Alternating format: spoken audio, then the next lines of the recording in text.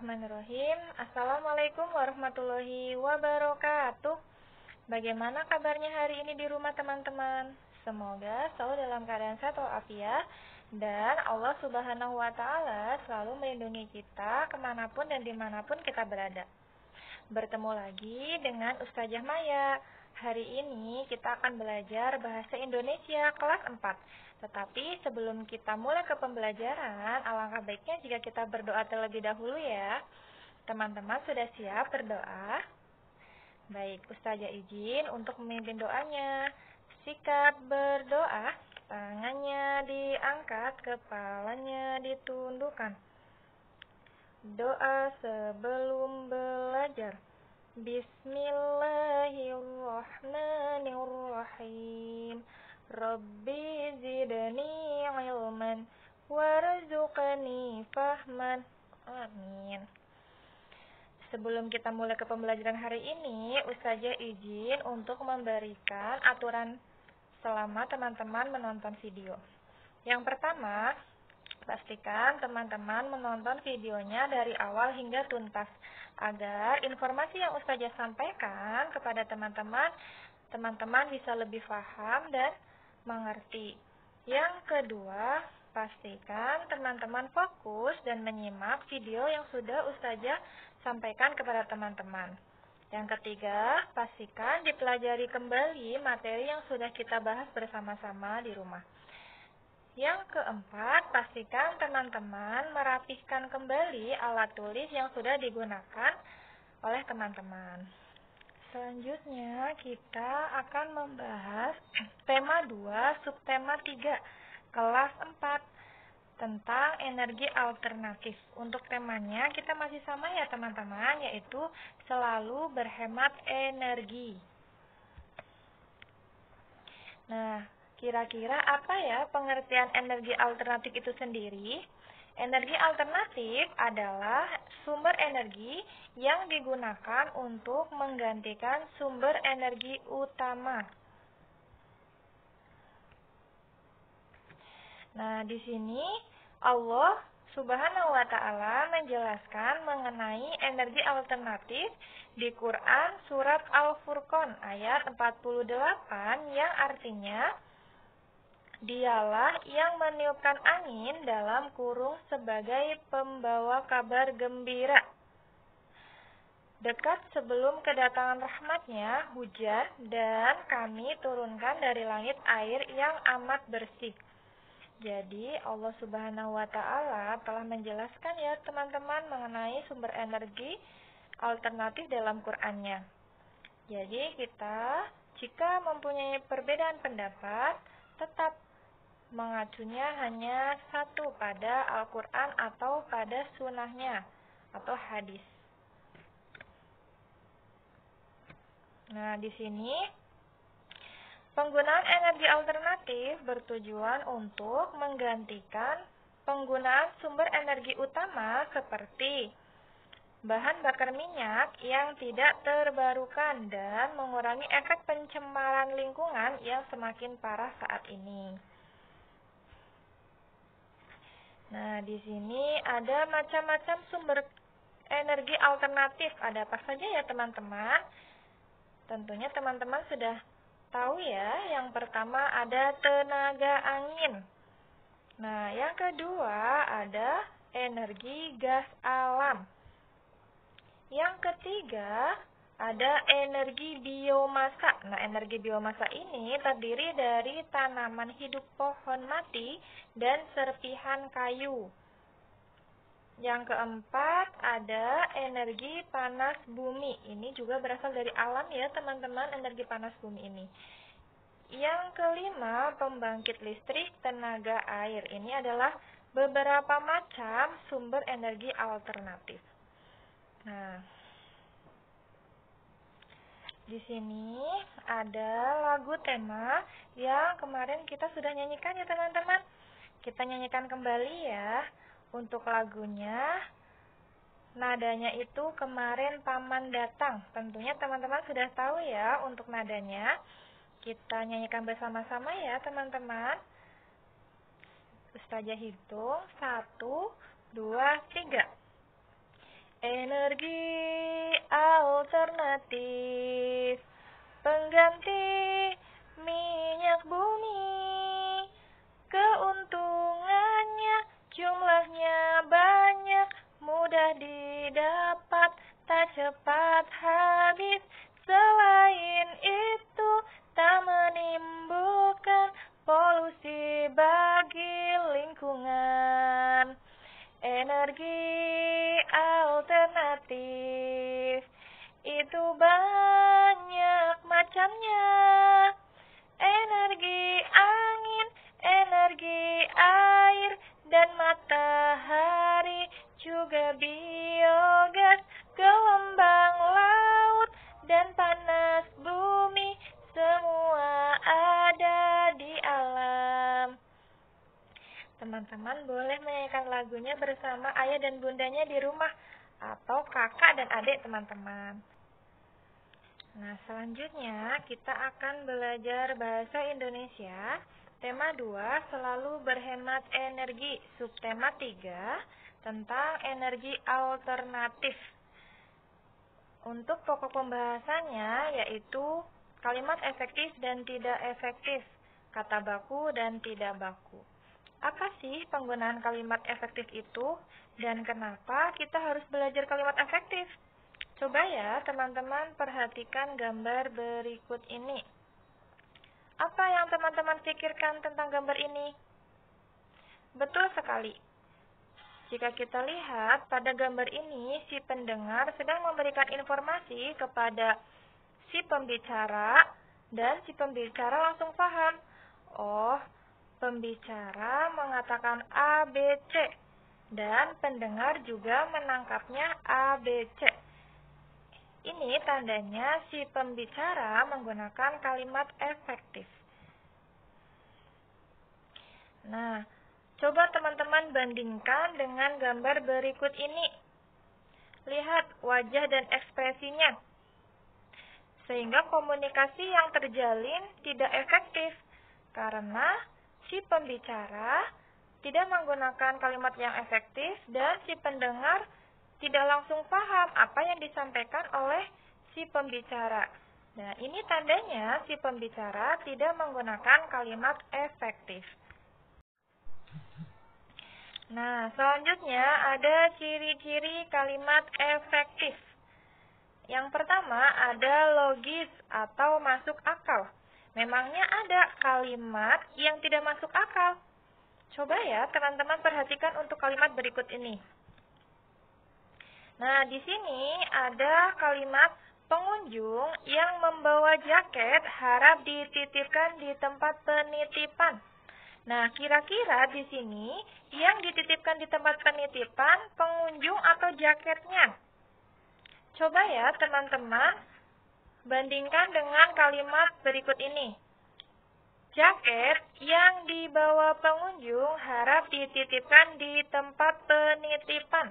Nah, di sini sudah jelas bahwa yang dititipkan di tempat penitipan adalah jaket, bukan pengunjung. Ini adalah salah satu ciri contoh kalimat efektif yang masuk akal atau logis. Yang kedua ada tidak boleh ambigu. Apa itu ambigu? Ambigu adalah adanya makna ganda dalam satu kalimat. Seperti apa contohnya?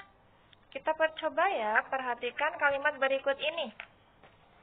Motor Pak Imam yang sudah tua itu harus diperbaiki. Nah, di kalimat ini, coba teman-teman perhatikan. Yang tua itu motornya atau Pak Imamnya? Ya, coba bandingkan dengan kalimat berikut ini. Motor tua Pak Imam ini harus segera diperbaiki. Nah, di sini sudah jelas ya teman-teman bahwa yang tua itu motornya, bukan Pak Imamnya. Jadi, ini adalah contoh kalimat yang tidak ambigu. Yang kedua ada hemat. Nah, hemat artinya menggunakan kata yang sesuai dengan kebutuhannya. Contohnya apa ya kira-kira? Di sini ada contoh kalimat. Adi memakai baju warna merah. Nah, di sini sudah jelas bahwa baju itu warnanya merah. Tidak perlu disebutkan warnanya. Nah, di sini contohnya Adi memakai baju merah. Nah, di sini adalah contoh kalimat yang hemat. Karena semua orang pasti sudah tahu kalau merah itu adalah warna. Ya, untuk ciri kalimat yang keempat adalah sesuai dengan EYD atau ejaan yang disempurnakan. Maksudnya adalah kalimat yang kita sampaikan harus sesuai dengan aturan-aturan yang berlaku dalam bahasa Indonesia. Oleh sebab itu, kenapa kita harus belajar menggunakan kalimat efektif? Tentu saja kita harus belajar menggunakan kalimat efektif agar komunikasi yang kita jalin juga efektif. Karena kalau tidak menggunakan kalimat efektif, bisa mungkin terjadi multitafsir. Ya, ketika kita bicara, orang memikirkan apa? Nah, itu yang bisa menyebabkan terjadi salah paham. Bahayanya, karena kita tidak menggunakan kalimat efektif, maka akan terjadi konflik. Seperti itu ya, teman-teman. Nah, selanjutnya kita membahas kata baku dan tidak baku. Pengertian kata baku ini merupakan suatu kata yang aturan dan ejaan kaidah bahasa Indonesia sudah benar serta bersumber dari bahasa baku, yakni Kamus Besar Bahasa Indonesia atau yang disingkat KBBI. Nah, biasanya kata baku digunakan untuk penulisan ataupun penggunaan kata-kata yang bersifat resmi, baik dalam suatu tulisan atau dalam pengungkapan kata. Sedangkan suatu kata dianggap tidak baku apabila kata yang digunakan tidak sesuai dengan kaidah bahasa Indonesia. Umumnya, kata tidak baku ini sering diucapkan atau muncul dalam percakapan sehari-hari. Nah, selanjutnya ada ciri-ciri kata baku dan tidak baku. Kita bahas untuk ciri-ciri kata baku terlebih dahulu. Yang pertama, kata baku tidak dipengaruhi oleh bahasa daerah. Contohnya, saya itu baku. Kemudian kata gue itu tidak baku. Jadi lebih baik menggunakan kata saya. Kemudian yang kedua, tidak dipengaruhi bahasa asing. Contohnya klub itu baku. Yang di depan ada huruf K. Dan untuk kata klub itu tidak baku jika sudah dipengaruhi bahasa asing. Yang huruf depannya C itu bahasa asingnya dalam bahasa Inggris. Dan nomor 3, cirinya adalah bukan bahasa percakapan. Contohnya tidak, itu baku, tetapi enggak, itu tidak baku. Selanjutnya, yang keempat, tidak rancu. Contohnya, berkali-kali, itu kata baku. Sedangkan berulang kali itu tidak baku. Nah, selanjutnya ada ciri-ciri kata tidak baku. Biasanya untuk kata tidak baku ini digunakan dalam bahasa sehari-hari. Yang kedua, sudah dipengaruhi oleh bahasa asing atau bahasa daerah. Yang ketiga, sudah dipengaruhi oleh perkembangan zaman. Yang keempat, bentuknya mudah berubah-ubah. Yang kelima, memiliki arti yang sama meskipun terkesan berbeda dengan bahasa baku. Nah, di sini ada contoh kata baku dan tidak baku. Sebenarnya contohnya banyak ya teman-teman, tapi Ustazah hanya memberikan beberapa contoh saja. Yang pertama ada contoh kata baku yaitu abjad dan contoh kata tidak baku itu abjad. Di sini ada perbedaan dalam penulisan hurufnya yang membedakan contoh kata baku dan contoh kata tidak baku. Nah, nomor 2 ada bus. Itu adalah contoh kata baku, sedangkan contoh kata tidak bakunya ada bis. Dan yang ketiga ada aktif. untuk contoh kata baku. Sedangkan contoh kata tidak baku ada aktif. Di sini juga ada perbedaan dalam penulisan huruf yang membedakan contoh kata baku dan tidak baku. Yang selanjutnya ada contoh kata baku adalah cabai. Nah, contoh kata tidak bakunya adalah cabe. Selanjutnya ada apotek. Contoh kata bakunya itu ada apotek, sedangkan contoh kata tidak baku ada apotik. Itu juga ada perbedaan dalam penulisan hurufnya. Selanjutnya ada berpikir. Itu adalah contoh kata baku. Sedangkan contoh kata tidak baku itu berpikir. Selanjutnya ada contoh kata baku adalah besok. Dan untuk contoh kata tidak bakunya itu esok. Jadi di sini ada beberapa kata yang membedakannya itu dalam penulisan hurufnya antara contoh kata baku dan contoh kata tidak bakunya. Nah, selanjutnya ada proyek bahasa Indonesia yang harus teman-teman kerjakan. Buatlah petunjuk hemat energi sesuai dengan masalah yang kamu temukan. Jika warga di lingkunganmu masih banyak yang belum hemat listrik, maka silakan teman-teman membuat petunjuk tentang hemat listrik, air, atau BBM. Boleh teman-teman pilih salah satu.